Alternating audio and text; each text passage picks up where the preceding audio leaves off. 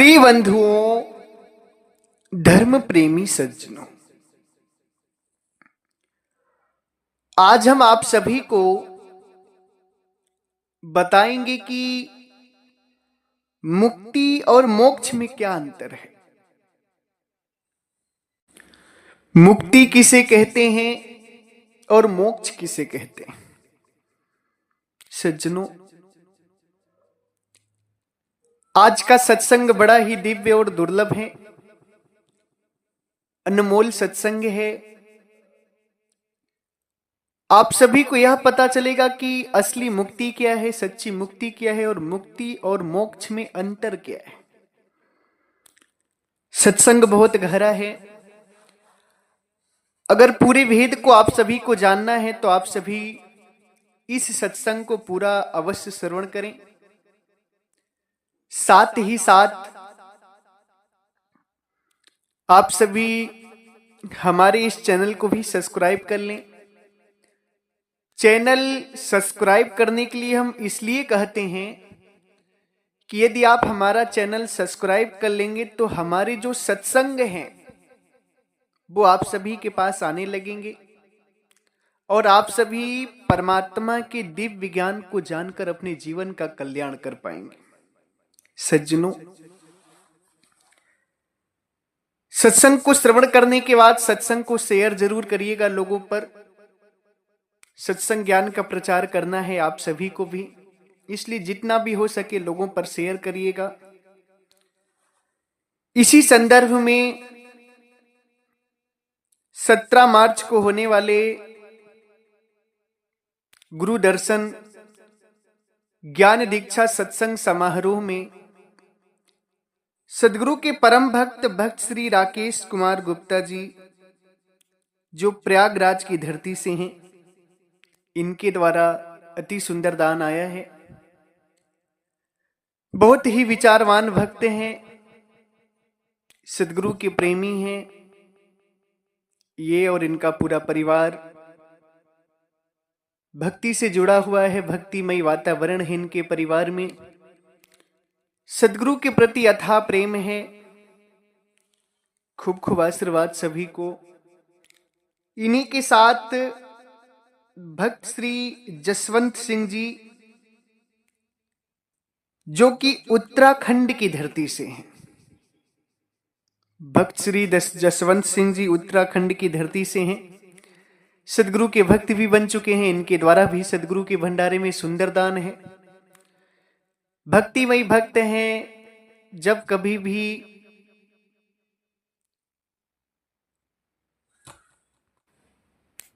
बात करते हैं तो कहते हैं कि गुरुजी कोई गलती हो तो क्षमा करना।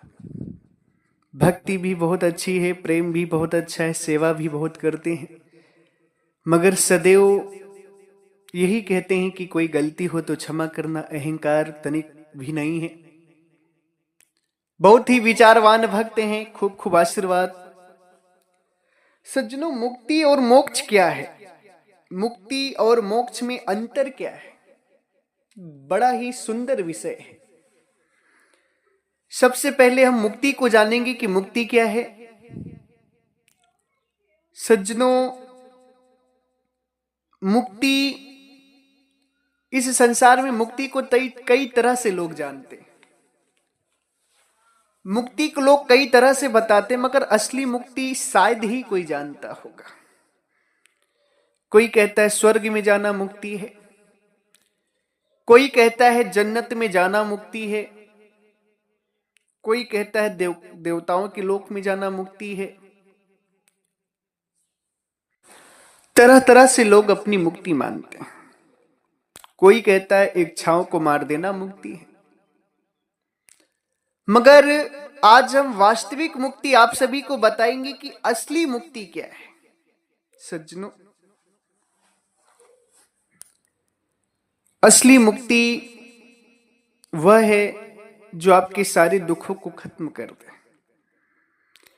जो आपके तन के दुख को, मन के दुख को और जन्म मरण की दुखों को खत्म कर दे। वो असली मुक्ति होती है। और वो मुक्ति है क्या, सारी बात बताएंगे। इस संसार में आपको सारे संसार के जीवों को 3 दुख लगे हुए हैं, तन का दुख, मन का दुख और जन्म मरण का दुख।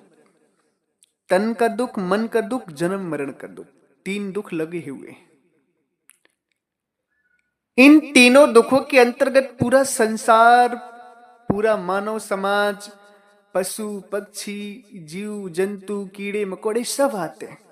सबको तन का दुख, मन का दुख और जन्म मरण का दुख लगा हुआ है। तन का दुख, मन का दुख और जन्म मरण का ये जो दुख है, ये लगा किसकी वजह से है? शरीर की वजह से।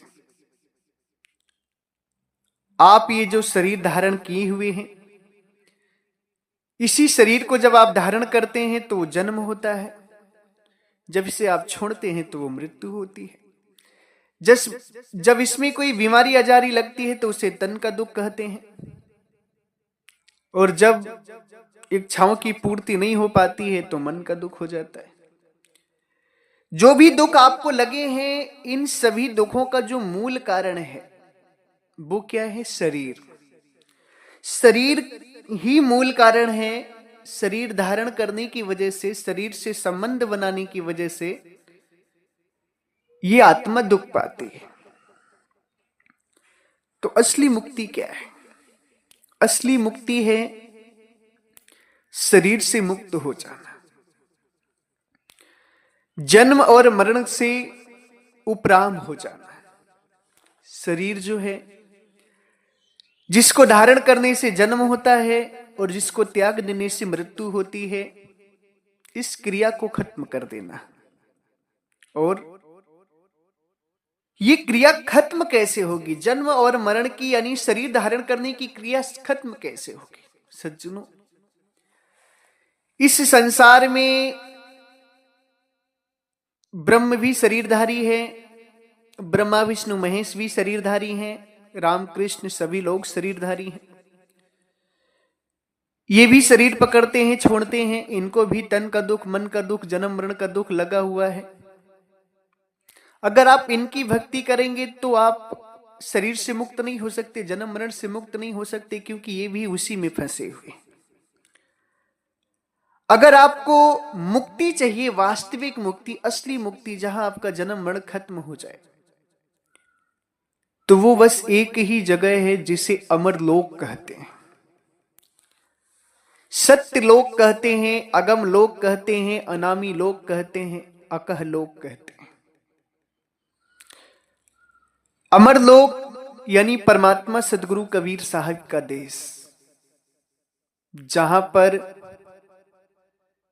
चले जाने के बाद इस जीवात्मा का जन्म मरण नहीं होता। सदगुरु कबीर साहब कहते हैं उस विषय में, सो निज देश हमारा संतो, सो निज देश हमारा,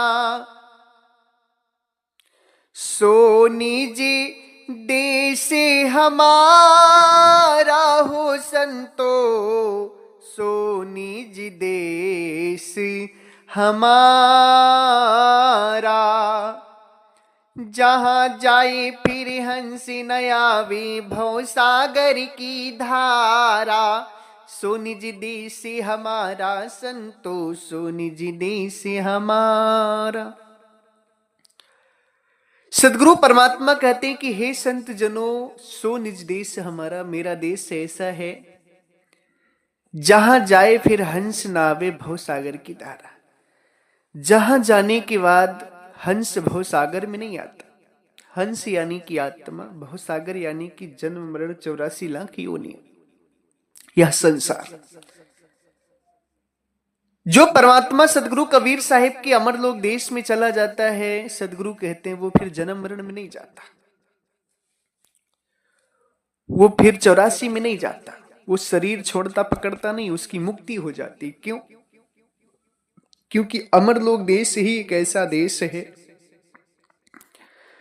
जहां पर ये आत्मा बिना शरीर के रह सकती है, निःशरीर रह सकती है।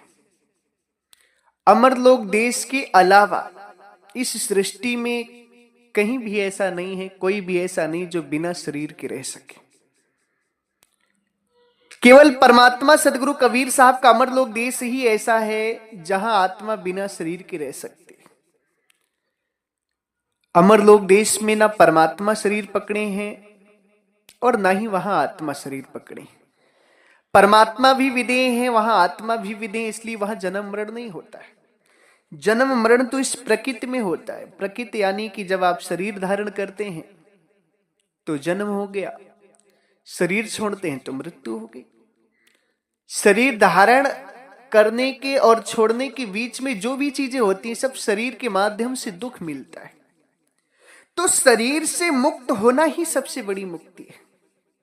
और शरीर से मुक्त आप तभी हो सकते हैं जब आप अमरलोक देश की भक्ति करेंगे, क्योंकि अमरलोक देश में परमात्मा नहीं शरीर है। वहां परमात्मा शब्द स्वरूपी परमात्मा और शब्द स्वरूपी आत्मा है।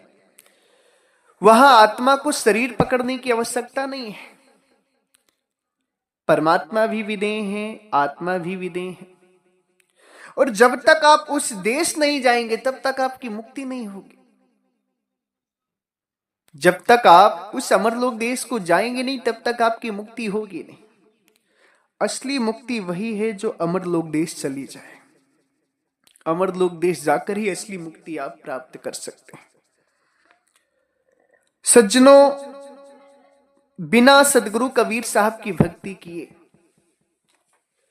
बिना परमात्मा सदगुरु कबीर साहब की साधना किए, बिना उनके विचार को ग्रहण किए आप मुक्त नहीं हो सकते। क्योंकि इस धरती पर, इस ब्रह्मांड में केवल परमात्मा सदगुरु कबीर साहब को ही मुक्ति का मार्ग पता है। वही जानते हैं कि आत्मा कैसे शरीर में फंस गई और कैसे शरीर से बाहर निकलेगी, कैसे आई है और कैसे अमरलोक देश जाएगी। उनके अलावा कोई नहीं जानता। उन्हीं के विचार को धारण करके ही आप मुक्त हो सकते, अन्यथा नहीं हो सकते। मुक्ति तो सदगुरु कबीर साहब के विचारों से होगी और उनके विचार, उनके उपदेश, उनके ज्ञान को मानकर यदि आप अमरलोक देश जाएंगे तब मुक्ति होगी। सज्जनों, अमरलोक देश जाकर नहीं शरीर हो जाना ही मुक्ति है। बंधन है शरीर, और अमरलोक देश में आप नहीं शरीर हो जाएंगे। अब यहां बात आती कि मुक्ति और मोक्ष में क्या अंतर है। बहुत सारे लोग तरह तरह की बातें बताते हैं, मगर मैं सीधे सीधे बताता हूं। जैसे जल को पानी भी कह देते हैं, जल भी कह देते हैं, नीर भी कह देते हैं, तो है तो पानी ही। उसी तरीके से मुक्ति को चाहे मोक्ष कहें या मुक्ति कहें, बात एक ही है। मोक्ष भी मुक्ति को ही कहते हैं और मुक्ति भी मोक्ष को ही कहते हैं। इसमें कोई अंतर नहीं है। कहने को तो लोग तरह तरह के अंतर निकाल देते हैं, मगर इसमें ज्यादा सोचने की बात नहीं है। मुक्ति और मोक्ष एक ही है। मुक्ति का पर्यायवाची मोक्ष है और मोक्ष का नाम मुक्ति है।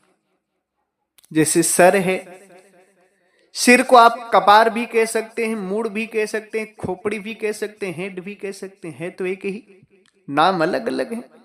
अब आपको नाम में नहीं जाना है, अब आपको यह जानना है कि सर है का। सर को जान गए, उसे चाहे हेड कह लो, चाहे खोपड़ी कह लो, चाहे कपार कह दो, चाहे मूड कह दो, चाहे सिर कह दो, कुछ भी कह दो, मेन चीज को जानना है। इसी तरह मुक्ति को जानना है कि असली मुक्ति है क्या। अमरलोक देश जाना मुक्ति है। अब उसे मोक्ष कह दो चाहे मुक्ति कह दो, उसे मोक्ष कह दो चाहे मुक्ति कह दो, बात एक ही है, उसमें कोई दो राय नहीं है।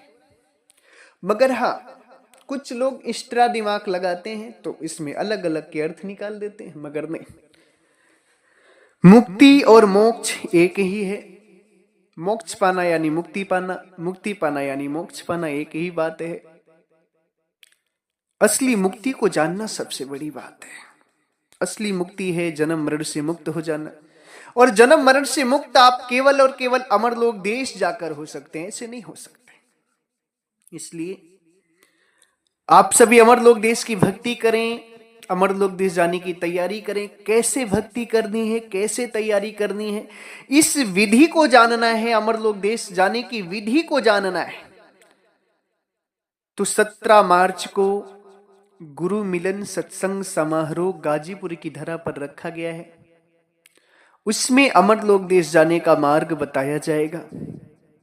आप सभी श्रोतागण भक्त हंसजन सादर आमंत्रित हैं, उसमें जरूर आए। इसी के साथ हम अपनी वाणी को विराम देते हैं। हमारे आश्रम से 5 ग्रंथ प्रकाशित हैं। सदगुरु की 5 ग्रंथ हैं, जिसमें बीजक और साखी ग्रंथ मूल हैं। परमात्मा सदगुरु कबीर साहब का बोला गया असली बीजक ग्रंथ और असली साखी ग्रंथ हमारे आश्रम पे मौजूद है। बीजक और साखी ग्रंथ को समझने के लिए भी हमने 3 किताबें लिखी हैं। कुल मिलाकर 5 किताबें होती हैं। अगर आपको भ्रम से निकलना है और सारी सच्चाई जानना है तो इन 5 ग्रंथों को जरूर पढ़ें। बहुत ही दिव्य और अनमोल ग्रंथ हैं। जिन भी भक्त हंसजनों को, ज्ञानी बंधुओं को, श्रोतागणों को यह ग्रंथ चाहिए तो स्क्रीन पर दिए हुए हमारे नंबर पे संपर्क कर लें, व्हाट्सएप मैसेज कर दें। आप सभी को ग्रंथ कोरियर के द्वारा, पोस्ट ऑफिस के द्वारा पहुंचा दी जाएंगी। इसी के साथ हम अपनी वाणी को विराम देते हैं। अगर हमारी वाणी वचनों से आप सभी किसी भी संत महापुरुष भक्त हंसजन श्रोतागणों को कष्ट लगा हो या दुख लगा हो तो हम आप सभी के चरणों में सर रख करके क्षमा प्रार्थी हैं। आप लोग मुझे क्षमा करिएगा। मैंने आपको दुख देने के लिए बात नहीं बोली। आप हमारे भाई हैं, हम आपके शुभ चिंतक हैं। हम चाहते हैं कि आप गलत राह में ना पड़े, सही भक्ति को जानकर अपना कल्याण करें, मुक्ति प्राप्त करें।